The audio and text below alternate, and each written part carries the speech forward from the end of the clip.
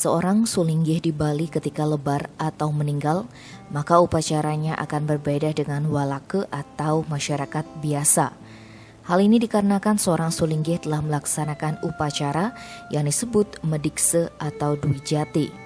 Dwijati atau lahir dua kali yang dimaksud adalah pertama lahir dari rahim seorang ibu dan kedua lahir melalui proses dari seorang nabi atau guru.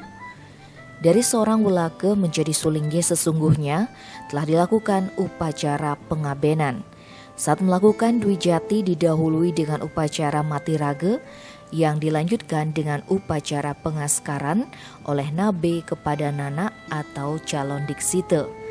Seorang sulinggih saat lebar tidak dilakukan penguburan tetapi langsung dilakukan upacara pelebuan atau pengabenan. Ide Resi Begawan Semerti Kusuma Sebali dari Geria Sebali Denpasar mengungkapkan, sulinggih yang telah lebar tidak boleh diaben, disetre, melainkan pelebuan dilakukan di areal tegalan. Tegal yang digunakan pun tak boleh sembarangan, melainkan tegal yang telah disucikan melalui mekarya karang suci.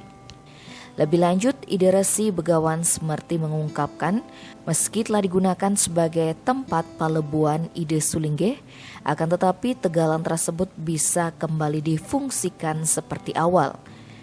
Untuk mengembalikan fungsi awal tegalan tersebut, dilakukan dengan mecaru sesuai dengan dana dan ditentukan oleh sang yajamana karya.